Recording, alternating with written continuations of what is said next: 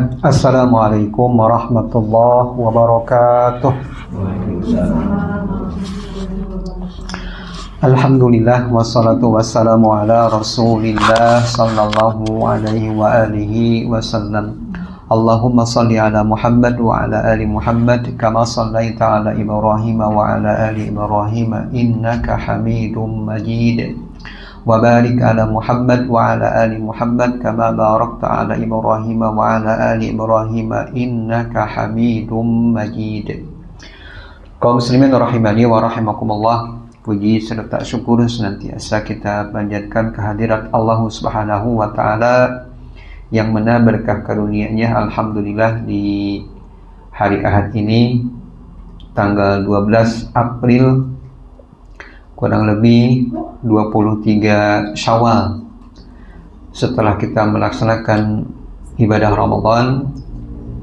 Ini adalah merupakan pertemuan perdana kita berdoa kepada Allah, semoga Allah Subhanahu wa taala senantiasa menjadikan kita semua golongan orang-orang yang berbahagia, yaitu apabila diberi nikmat senantiasa bersyukur, apabila diuji senantiasa bersabar, dan apabila berdosa segera istighfar memohon ampun kepada Allah Subhanahu wa taala. Amin.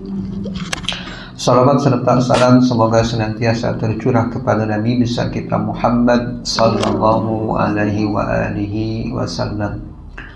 Kaum muslimin rahimani wa rahimakumullah, sebelum melanjutkan kami haturkan taqabbalallahu minna wa minkum siyamana wa siyamakum, amin. Semoga Allah Subhanahu wa taala senantiasa menerima amal ibadah saum kita, menerima ibadah salat tarawih kita, dan menerima amal kebaikan kita di bulan Ramadan. Amin ya rabbal alamin.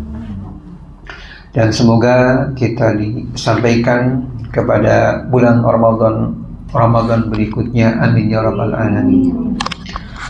Kaum muslimin rahimani wa rahimakumullah, kita melanjutkan pembahasan dalam kitab Ushul Salasah.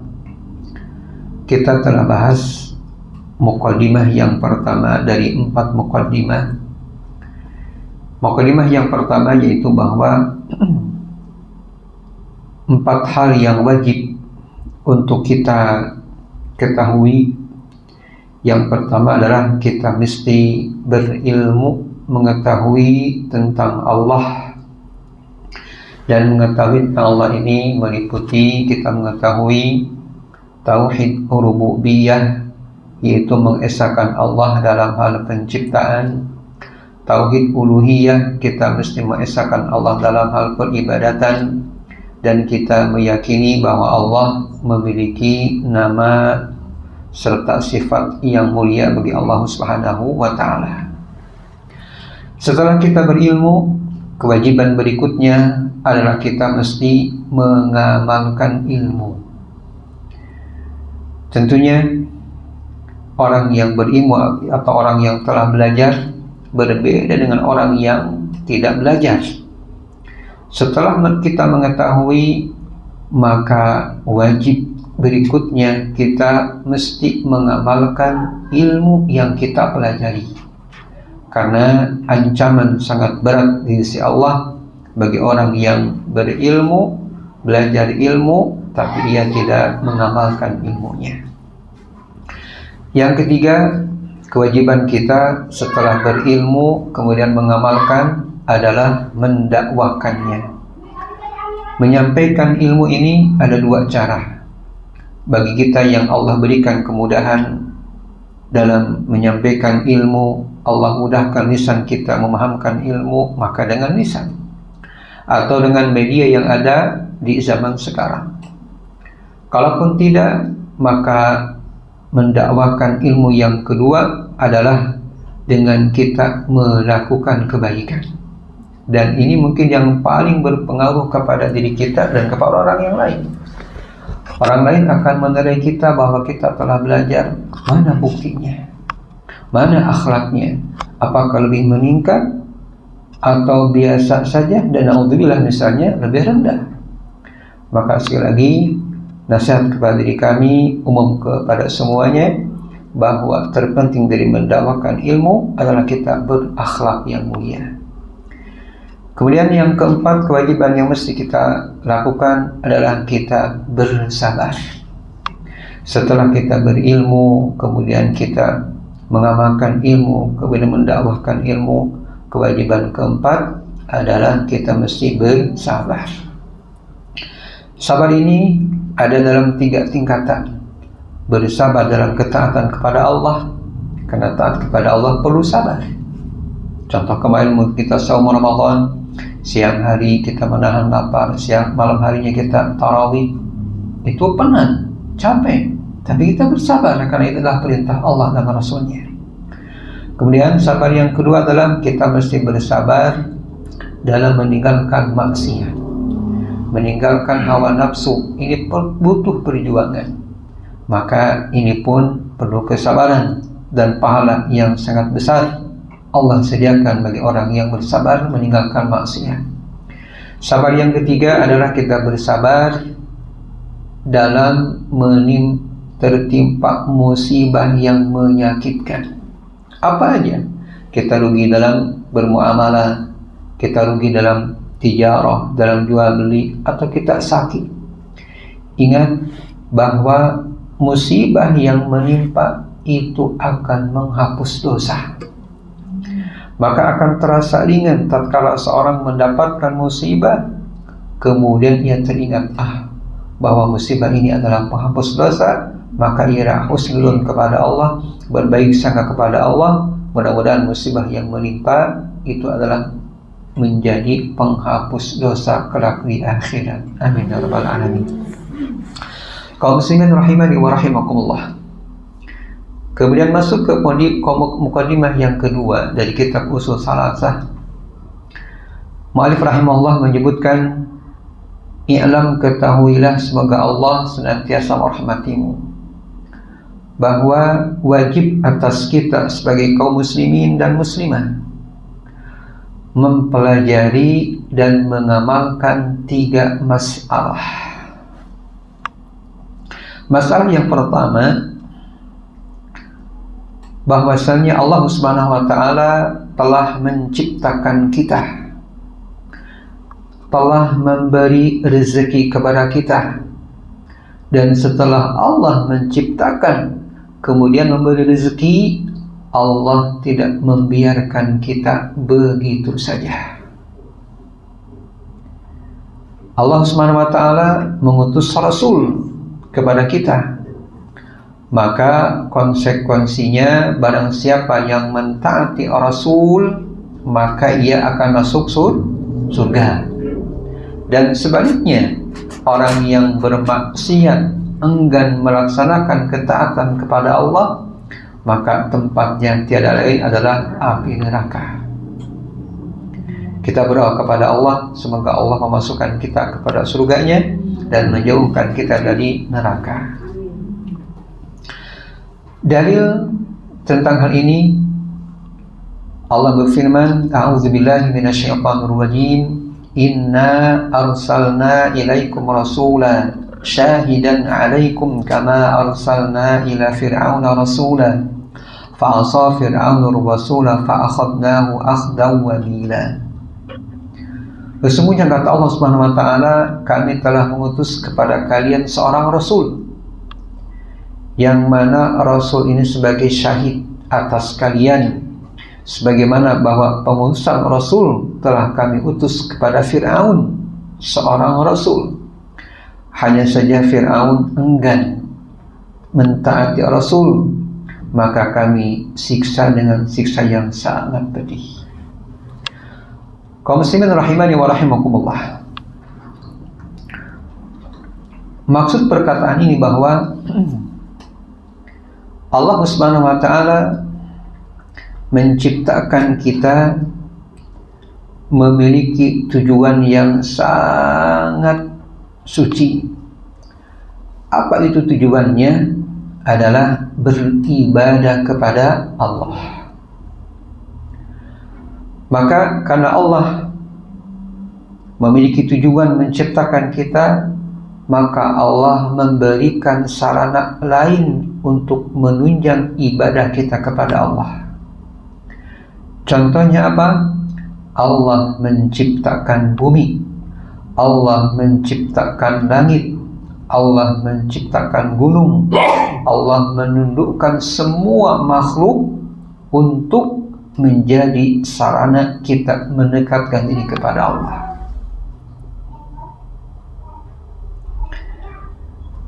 Oleh karena itu, kita sebagai hamba Allah, Bani Adam,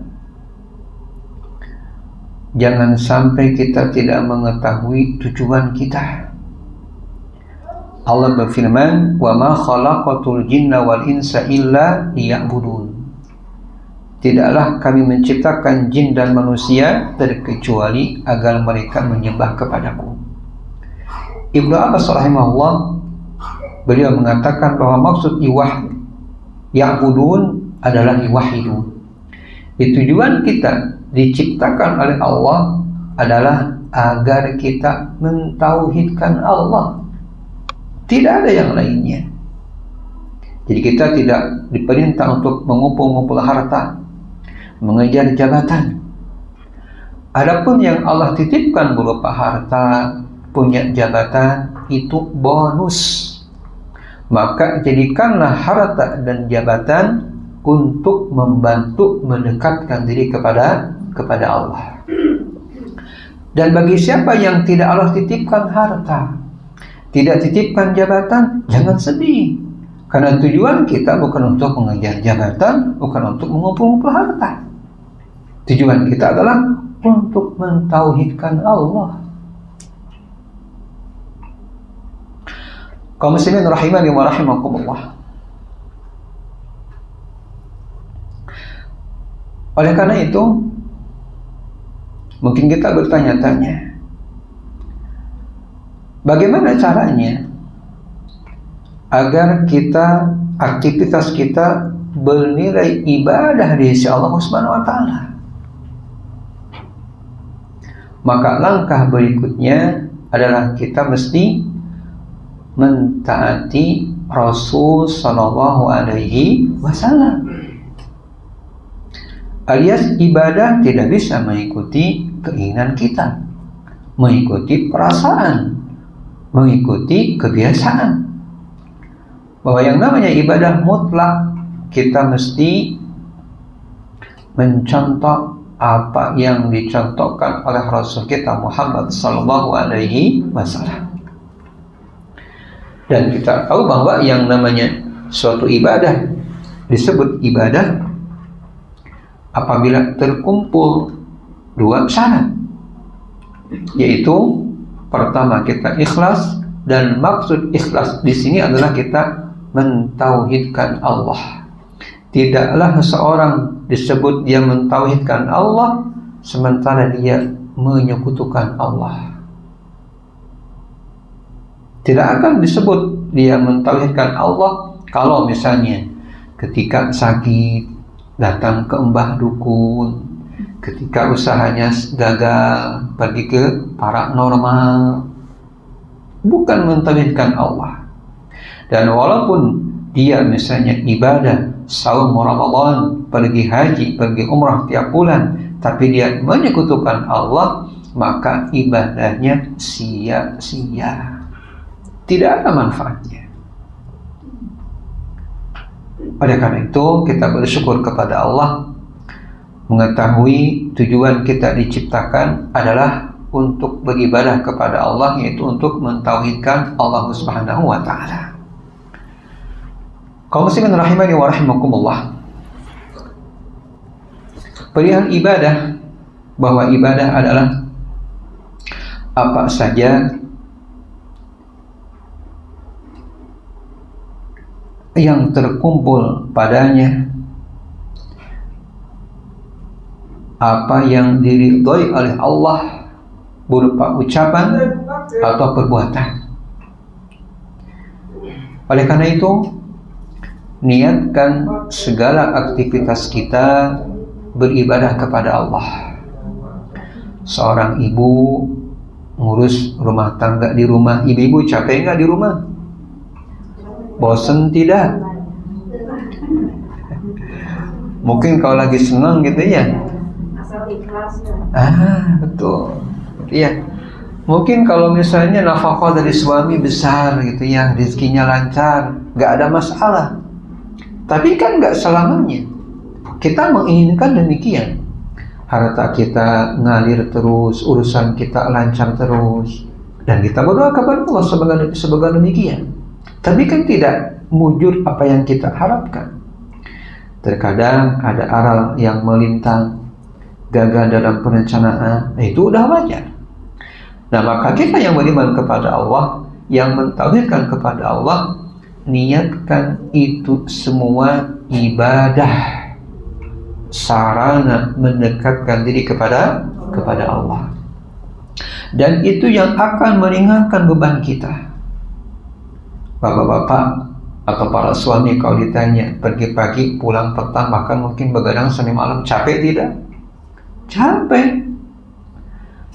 Tapi akan berubah menjadi nilai ibadah kepada Allah apabila kita niatkan ibadah kepada Allah. Dan ini yang menjadikan ringannya kita menghadapi kehidupan. Hidup mau miskin, mau kaya, mau susah, mau senang, ada aja yang namanya masalah dan capek. Dan kapan kita merasa senang? Kita akan merasa senang tatkala kedua kaki kita menginjakkan ke surga. Itu patokan kita. Jadi kalau banyak masalah, banyak hal yang mungkin belum selesaikan, itu mah dunia, wajar. Capek lelah dunia.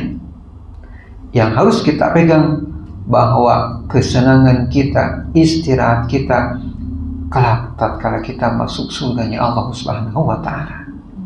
Maka tujuan kita harus tertanam dalam benak kita. Lagi malas ibadah, kita ingin surga. Layak nggak kita ingin surga bermalas-malasan? Tatkala kita banyak masalah, anak rungsing, terutama mungkin yang punya anak kecil ya, yang Allah karuniakan banyak anak tengkar, mungkin nggak terjadi.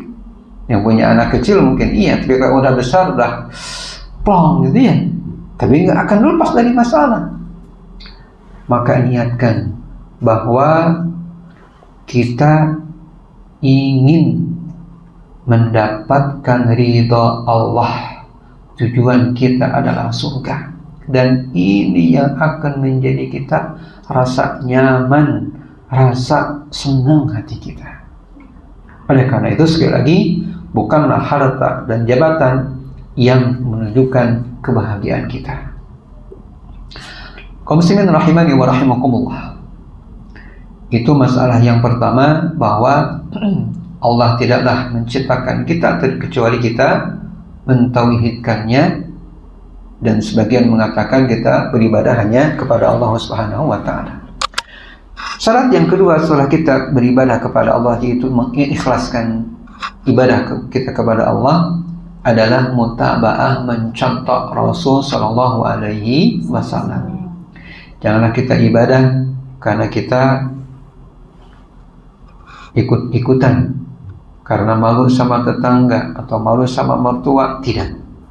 Kita ibadah adalah kita diperintah oleh Allah, dan ibadah ini merupakan kewajiban, bukan kebutuhan Allah.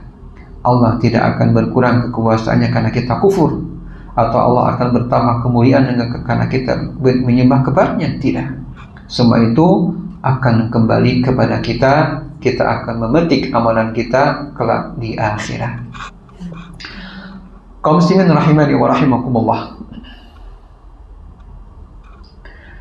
Kemudian kewajiban yang kedua yang mesti kita pelajari dan kita amalkan, bahwa Allah Subhanahu wa Ta'ala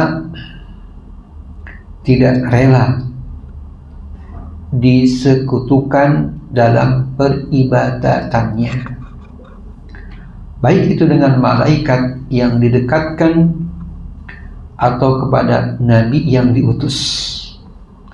Allah berfirman, wa annal masajida lillahi fala tad'u ma'allahi ahada. Dan sesungguhnya masjid-masjid adalah milik Allah, maka janganlah kalian menyembah dengan seorang pun dengan Allah Subhanahu wa taala. Kaum muslimin rahimani wa rahimakumullah. Pada bait yang kedua ini menerangkan bahwa ini adalah tauhid uluhiyah. Kalau tadi yang pertama tauhid rububiyah, kita meyakini bahwa Allah lah yang memberi rezeki, Allah lah yang mematikan, maka berdoa kepada Allah. Yang kedua ini adalah tauhid uluhiyah, yaitu kita mengesahkan Allah dalam hal peribadatan. Seseorang tidak akan diterima ibadahnya tatkala dicampuri dengan kesyirikan, sebagaimana ibadah tidak akan diterima tatkala dia melanggar atau tidak terpenuhi syarat taharah. Oleh karena itu, bahwa suatu ibadah akan disebut ibadah apabila terlepas dari kesyirikan, yaitu mentauhidkan Allah. Begitu juga suatu ibadah seperti salat tidak akan diterima apabila salatnya ada sesuatu yang tidak sempurna dalam taharahnya.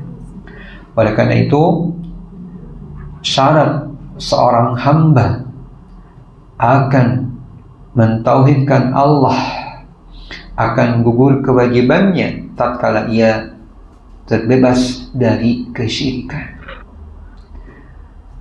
Kaum muslimin rahimani wa rahimakumullah. Apa sih maksud kesyirikan? Syirik adalah menyekutukan Allah, dan bedanya sangat tipis sekali. Contoh, kita sakit, pergi ke dokter. Orang yang mentauhidkan Allah pergi ke dokter hanya sarana dan keyakinan dalam hatinya bahwa yang menyembuhkan siapa? Allah. Adapun pergi dokter adalah ikhtiar wasilah, tapi Allah yang menyembuhkan. Itu orang yang mentauhidkan Allah. Jangan sampai kita mengatakan, gara-gara saya pergi ke dokter tersebut, saya sembuh. Nah, ucapan itu dikhawatirkan menjerumuskan seorang kepada kesyirikan. Alias ia meyakini bahwa yang menyembuhkan siapa? Dokter. Tipis kan bedanya? Tipis. Dan ini yang menentukan seorang mentauhidkan Allah atau dia musyrik. Atau contoh lain, kita berusaha mematangkan perencanaan. Kita akan misalnya jual ini atau kerja di sini. Qadarullah ma syafa'an, kita rugi. Maka orang yang mentauhidkan Allah akan mengatakan alhamdulillah ala kulli hal. Alhamdulillah segala puji milik Allah atas apa yang terjadi. Ia meyakini bahwa yang mengatur, yang memberi rezeki siapa? Allah. Maka tidak akan tertanam dalam hatinya marah-marah. Suka marah-marah nggak kita? Suka nggak? Normal gitu ya. Tapi jangan sampai kita emosi berlebihan. Jangan sampai kita kalah dengan emosi. Dan ini butuh latihan. Tatkala kita menghadapi masalah yang tidak kita senangi, kembalikan kepada Allah. Yakin Allah yang menciptakan, Allah yang mengatur. Tidak akan mungkin Ia tidak memperhatikan hambanya. yakin dalam hati. Apalagi kita orang yang beriman kepada Allah, apalagi kita yang menauhidkan Allah dan yakin bahwa Allah tidak akan mungkin keliru menciptakan makhluknya. Allah tidak mungkin salah memelihara makhluknya. Itu keyakinan yang harus tertanam dalam kita. Maka apabila tertanam keyakinan dalam hati kita, Allah tidak akan keliru. Allah yang menciptakan, Allah yang maha segalanya. Nyaman mau dimanapun kita berada, nyaman apapun yang menimpa kita. Karena dunia ini tempatnya bala, ujian. Adapun surga tempatnya kita bersenang-senang. Alias kalau kita diterima musibah, wajar dunia mah. Allah berfirman, liyabluwakum ayyukum ahsanu amalan. Allah hendak menguji kalian siapa yang terbaik di antara kalian.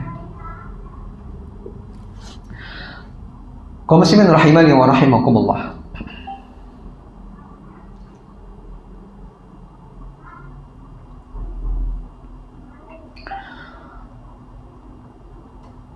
Oleh karena itu, dalam hal kita beribadah kepada Allah, tadi kita harus memenuhi dua syarat, yaitu yang pertama kita ikhlas, yang kedua mencontoh Rasul, yang berikutnya adalah rukun ibadah.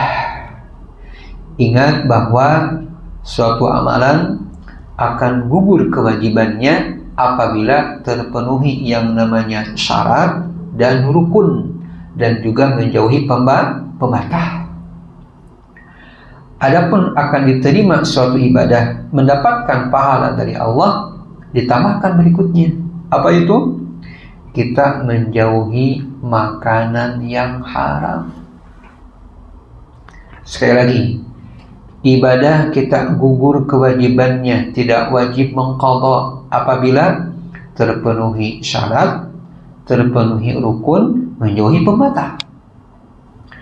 Dan ibadah akan mendapatkan pahala dari Allah, dan ini harapan kita semua. Setelah terpenuhi syarat, rukun, menjauhi pembatal, kita menjauhi makanan yang haram. Nah, ibadah atau rukun ibadah yang pertama adalah kita menyempurnakan rasa cinta. Cinta kepada siapa? Kepada Allah tentunya.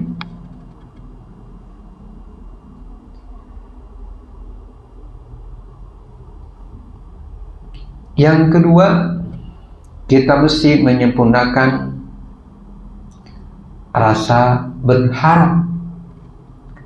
Berharap kepada siapa? Kepada Allah. Dan akan rugi setiap hamba apabila ia berharap kepada makhluk. Bukannya tidak boleh kita saling membantu. Kita makhluk sosial dan saling membantu. Tapi kita menyempurnakan rasa harap ke makhluk saja, maka kita akan rugi. Yang ketiga, rukun ibadah adalah kita menyempurnakan rasa takut. Takut kepada siapa? Kepada Allah. Boleh nggak suami takut sama istri? Boleh, wajar. Karena takut bermacam-macam. Tapi takut yang berlebihan inilah yang terlarang. Dalil tentang rukun ibadah ini itu menyempurnakan rasa cinta, rasa harap dan rasa takut dalam surat Al-Fatihah. Allah berfirman, Alhamdulillahi Rabbil Alamin, Ar-Rahmanir Rahim, Maliki Yaumiddin. Ini rukun ibadah. Alhamdulillahi Rabbil Alamin artinya segala puji hanya milik Allah. Oleh karena itu, apabila setiap kita telah dicintai oleh Allah, maka Allah akan memberi sesuai dengan kadar kemampuannya. Dan kita yakin Allah Maha segalanya. Maka oleh karena itu kita berusaha hidup di dunia ini agar dicintai oleh Allah.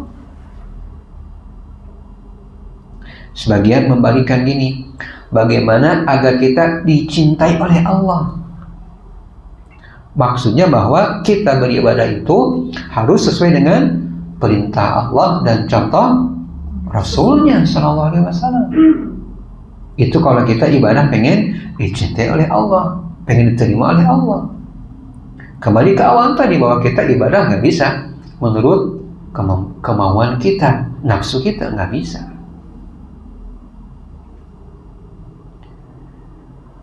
Ar-Rahmanir Rahim, kita mesti menyempurnakan rasa harap.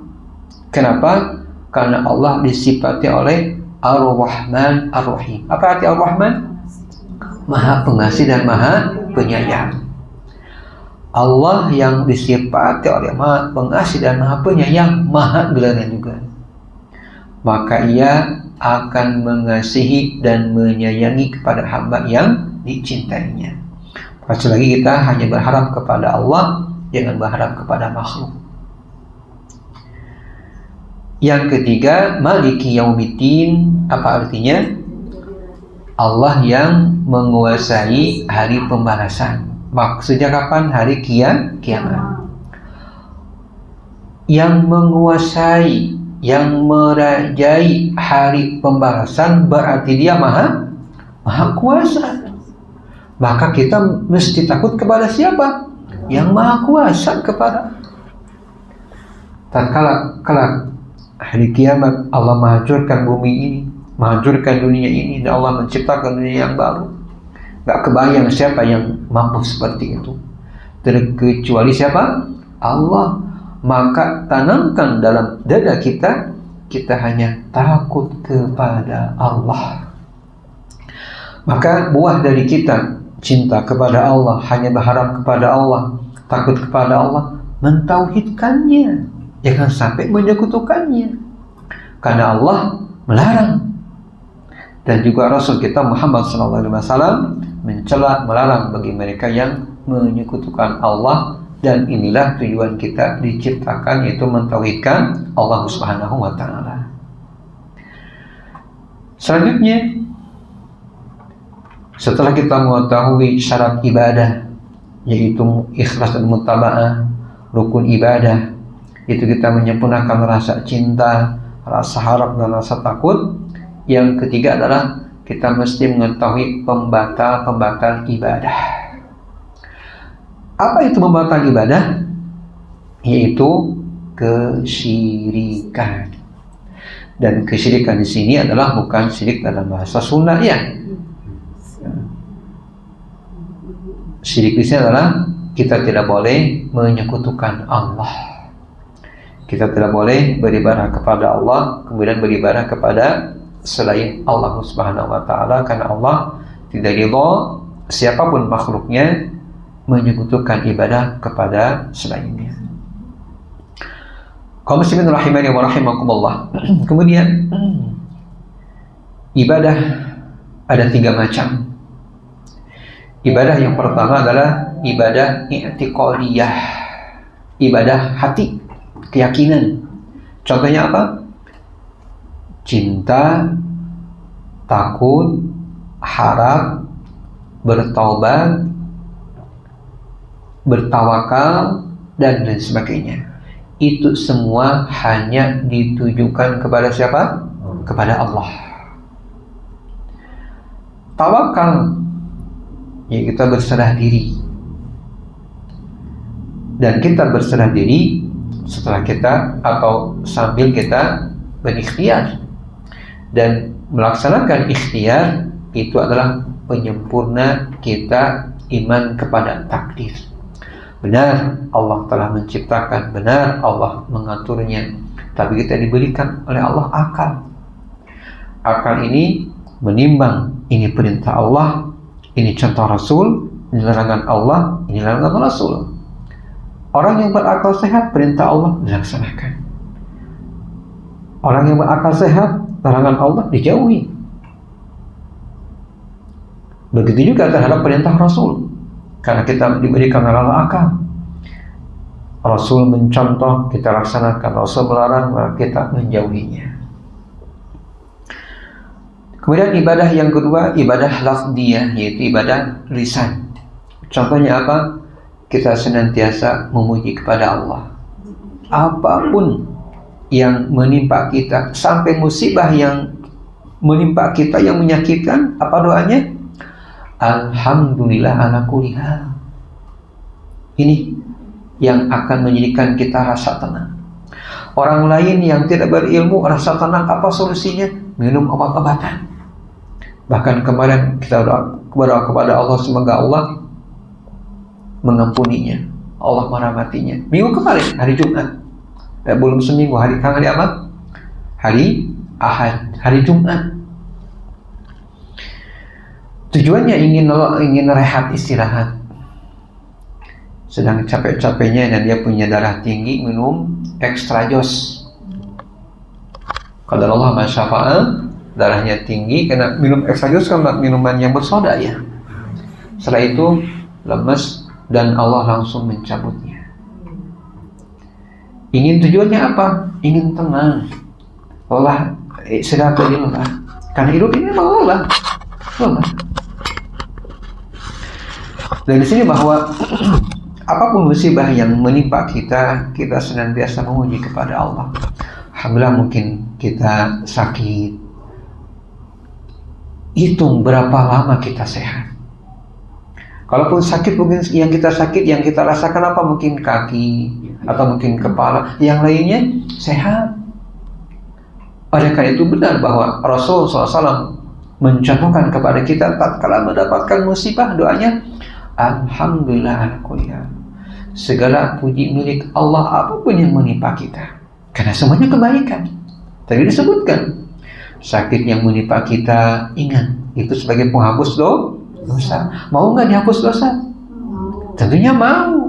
Dan di antara contoh Allah menghapus dosa adalah menimpakan apa? Musibah. Orang yang akan merasa tenang, orang yang tahu ilmunya. Tapi orang yang tidak mengetahui ilmunya, tadi larinya. Nah, untuk minum ekstasi, minum minuman khamar, apa tujuannya? Pengen tenang. Tapi tenangnya tidak berdasarkan ilmu. Nah, kita berdoa kepada Allah, semoga Allah senantiasa menuntun kita dalam keridhaan Allah Subhanahu wa Ta'ala. Selanjutnya masih ibadah lafziyah, itu lisan. Tadi memuji kepada Allah, apapun yang terjadi, apapun kondisinya, terlebih lagi kita diberikan Allah nikmat, maka kita senantiasa memuji kepada Allah. Ini teringat bahwa kita senantiasa memuji kepada Allah pun tatkala kita hendak tidur.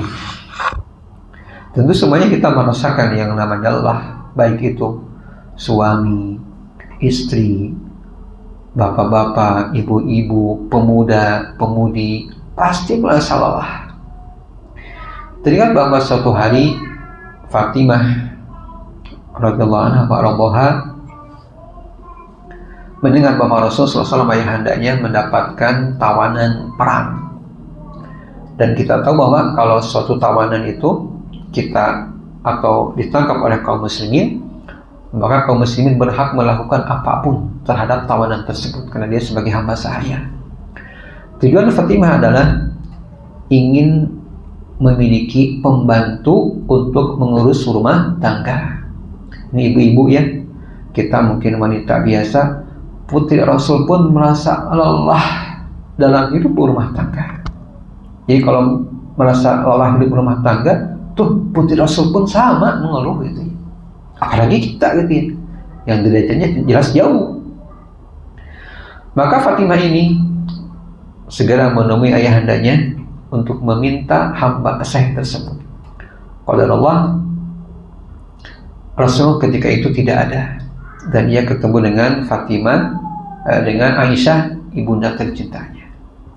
Maka Fatimah mengemukakan apa yang ia inginkan dari ayahandanya.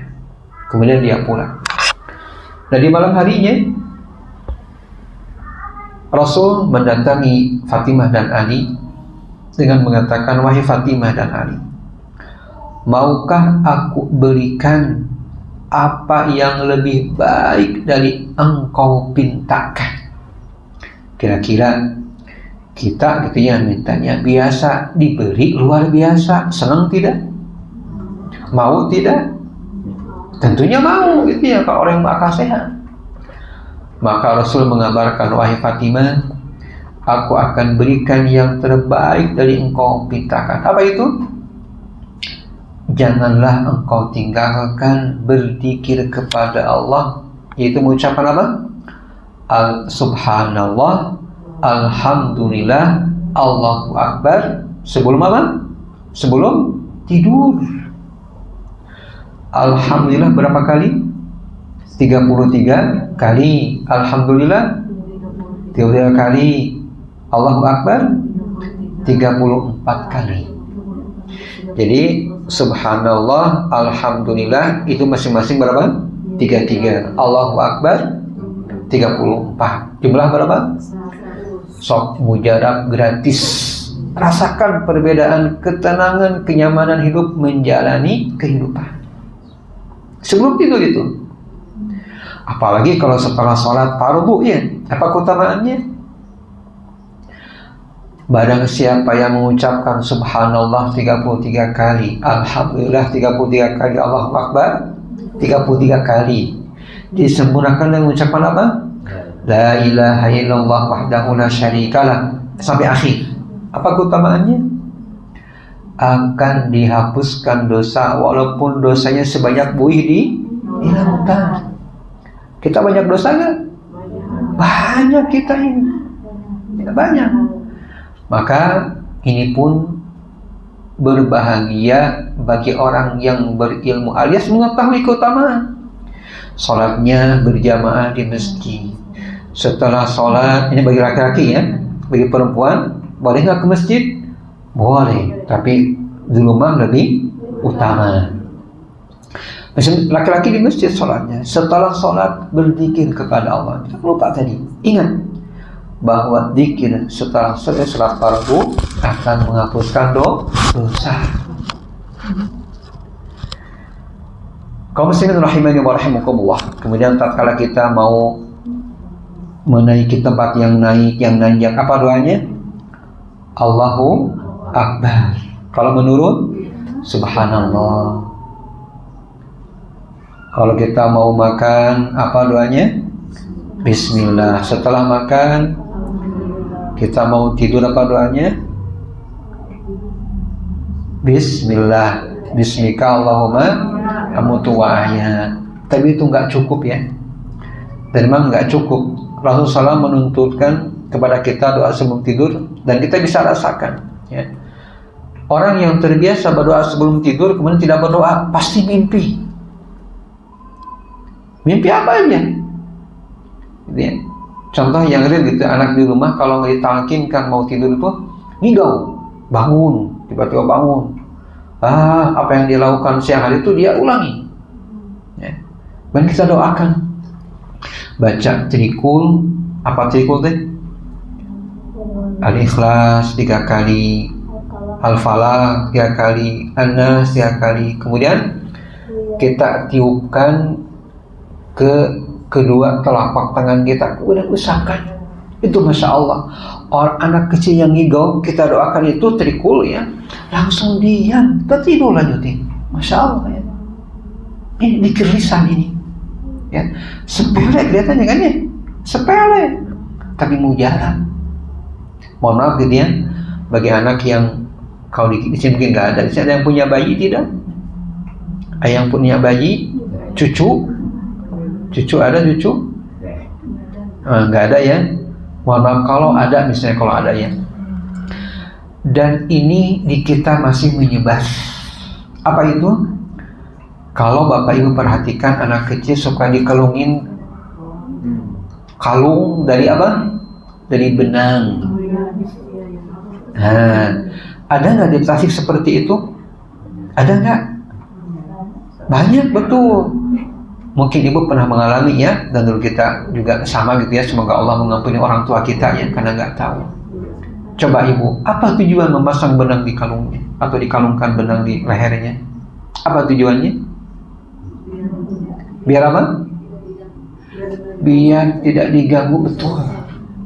Nah ini membedakan orang yang mentauhidkan Allah dengan yang tidak.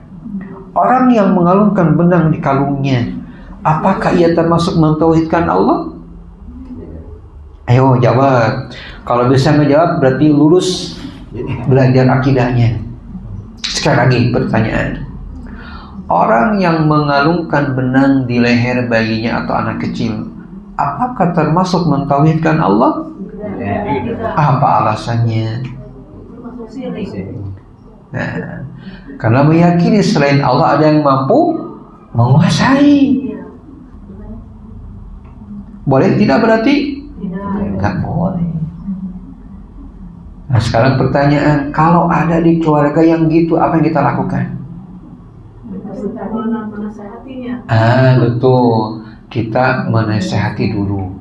Jangan sampai langsung tuduh poin. Karena kebanyakan orang tuh nggak tahu dan mereka nggak nyaman kalau langsung ditindak. Betul, tak pelan-pelan dengan kasih sayang. Kalau itu mungkin anak kita, mungkin kita lebih leluasa, yang menciptakan, yang mengatur, yang memberi perlindungan siapa? Allah. Kita nggak boleh bergantung kepada selain Allah. Dan itu meyakini itu bahwa dengan benang itu akan terhindar dari apa? Mara bencana. Nah ini bedanya orang yang mentauhidkan Allah dan yang menyekutukannya. Masih tentang zikir ibadah lafziyah lisan. Ini yang sederhana yang mesti kita perhatikan, jangan sampai kita abai. Contoh tadi mau tidur, kemudian bangun tidur, kemudian kita mau ke WC, bahkan kita suami istri mau hubungan juga berdoa. Barang siapa yang berdoa kemudian Allah takdirkan anak, maka anak tersebut tidak akan tergoda oleh syaitan. Maka mohon maaf gitu, kalau anaknya gitu ya, kata orang, walaupun nggak boleh ya kita bilang bandel ya, nggak mau diurus, pertanyaan berdoa nggak sebelum membuatnya gitu, berdoa nggak? Kita kan lupa kebanyakan ya. Makanya jangan sampai anak itu disalahkan terus gitu ya. Kita introspeksi, kita berdoa nggak sebelum membuatnya itu.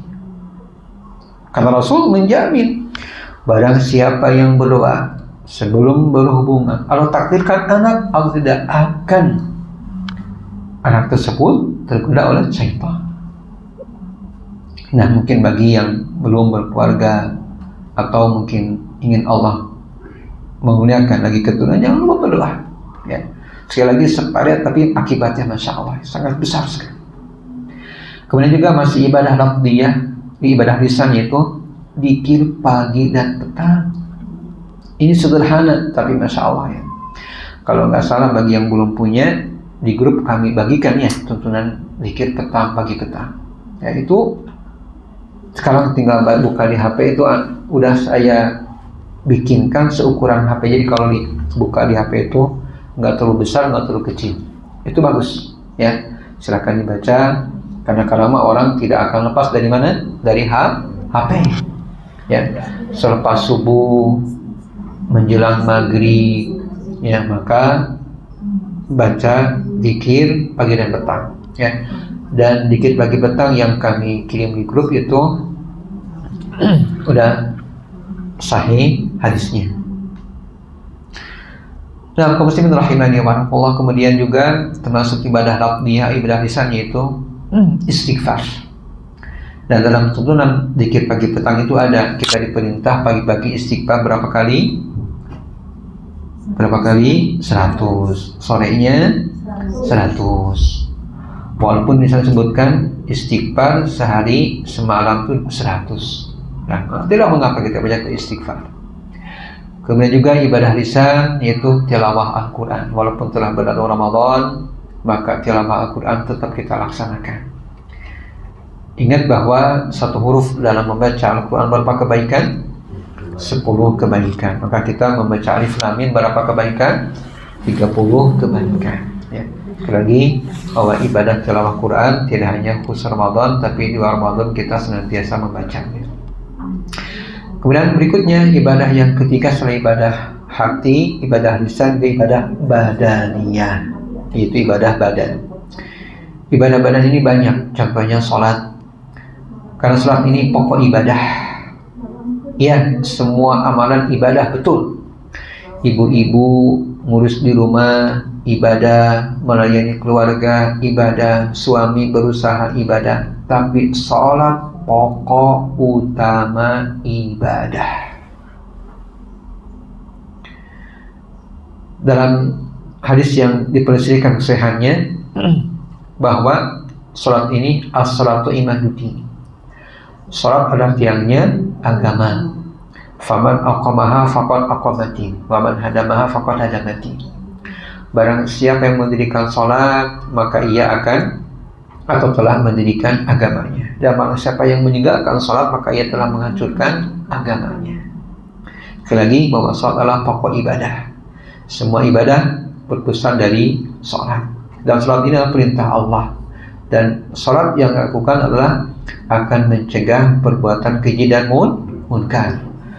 Nah, para ulama menjelaskan bahwa kapan ibadah sholat kita akan mampu mencegah perbuatan keji dan munkar.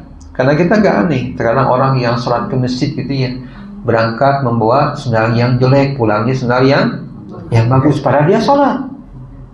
Nah, di sini jangan salah tafsir bahwa tidak semua orang yang sholat ke masjid itu dia telah mendirikan sholatnya. Karena tingkatan orang yang bertakwa itu ada 3. Yang pertama, orang yang hanya gugur kewajiban. Saya mah asal sholat udah, kalau nggak sholat tuh nggak tenang. Ada nggak yang gitu? Banyak, kebanyakan. Bahkan orang tua, semoga Allah memberikan maaf, mengampuni mereka. Mereka mengatakan, abi mah tak acan tenang, tak acan sholat gitu ya. Nah, ucapan itu benar atau salah? Kurang sempurna. Tanamkan dalam jiwa bahwa sholat itu bukan untuk keterangan, perintah Allah, kewajiban kita. Ya walaupun nggak salah gitu ya, dengan sholat kita merasa tenang, mungkin gitu ya, karena udah terbiasa. Tapi kita ibadah bukan itu. Ibadah sholat perintah Allah, sholat kewajiban kita hidup di dunia. Kaum muslimin rahimani wa rahimakumullah.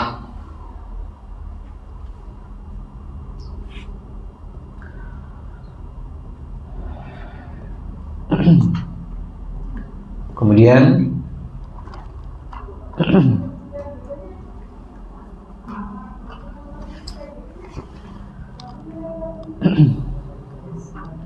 bahwa ibadah juga ada 2 macam, ibadah masalah dan doa ibadah.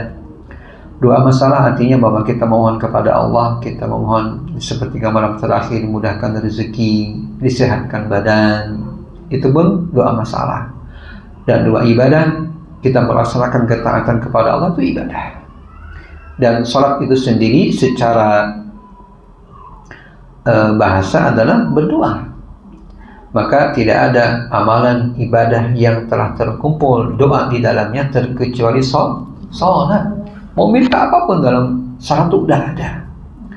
Kita minta kepada Allah dicukupkan, kita minta kepada Allah disehatkan, minta kepada Allah segalanya ada dalam sholat, diampuni. Contoh dalam takbiratul ihram, bagi mereka yang berdoanya doa riwayat Bukhari, Allahumma ba'id baini wa baina khataaya kama ba'adta bainal masyriqi wal maghrib. Kemudian Allahumma naqqini min khataaya kama yunqas thawbul abyadu minad danas. Allahumma ighsilni min khataaya bil ma'i wassalji wal barad. Coba apa artinya? Kekurangan kita nggak tahu artinya, maka nggak semangat sholat itu. Coba kalau kita tahu bahasa Arab, tahu artinya, nyaman, tentram sholat itu. Kenapa? Kita berdoa kepada Allah. Allahumma ya Allah, jauhkan baini antaraku wa baina khataaya, dan antara dosaku. Coba di awal kita sholat, kita memohon kepada Allah, kita memohon kepada ya Allah, jauhkan antara aku dan dosaku. kama ba'adta bainal masyriqi wal maghrib, sebagaimana engkau jauhkan timur dan barat. Cik pertarosan aya teu urang dieu anu jalan-jalan ti akhir timur dunia ke akhir timur barat dunia, eta aja teu aya, saking naon eta, saking luasnya. Tapi kita minta kepada Allah itu apa? Dijauhkan antara kita dengan dosa itu seperti dijauhkan timur dan barat. Maka tatkala seorang hamba mengetahui isi salat itu akan semangat, gak akan ada rasa terpaksa. Jika ini adzan, kan udah adzan lagi gitu ya. Ada nggak yang gitu? Banyak gitu ya. Seolah dipaksa sholatnya. Padahal kita mohon kepada Allah. Dilanjutkan kemudian Allahumma naqqini min khataayaya kama yunaqqas thawbul abyadu minad danas. Apa artinya? Ya Allah, sucikanlah dosaku sebagaimana disucikan baju yang berwarna putih. Supaya baju putih gitunya, bersih gitunya, alias tidak ada noda. Bagus tidak? Bagus. Dan kita memohon kepada Allah seperti itu di awal sholat. Dan terakhir di dalam doa iftitah ini, Allahumma ghsilni min khataayaya bil ma'i was-salji wal barad. Apa artinya? Ya Allah, cucilah dosaku dengan sebagaimana engkau mencuci dengan air apa? Air es, air embun, air dingin. Cik upami baju gitunya, ibu-ibu nyuci sok naon tah mesin nyucinya. Sok ieu saperus ibu kampung gua dengan digosok kepanangan. Pasok bara. Naon tarangnya, bayangkeun lah. Kami urang nyuci angean teh nya ku tilu kai cucian bersih moal eta angean. Ya sabun atuh. Cuci teh bersih moal. Pirahku gitu nya.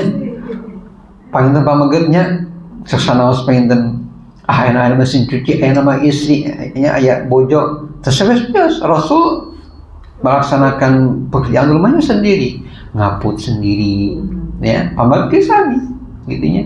Coba orang nyuci gitu nya. Nyuci baju dicuci ku 3 kali cucian cai bersih moal. Piraku teu bersih gitu nya. Tah kita memohon kepada Allah di awal salat itu seperti itu, ya Allah, bersihkan dosaku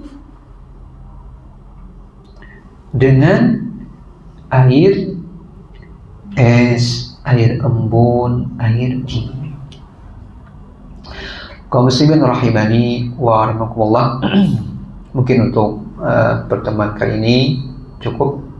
Ini adalah mukadimah kedua dari kitab Ushul Salasah. Mudah-mudahan yang disampaikan bermanfaat. Wa nakhtatim bi doa kafaratul majlis. Subhanakallahumma bihamdika asyhadu an la ilaha illa anta astaghfiruka wa atubu ilaik. Wassalamualaikum warahmatullahi wabarakatuh.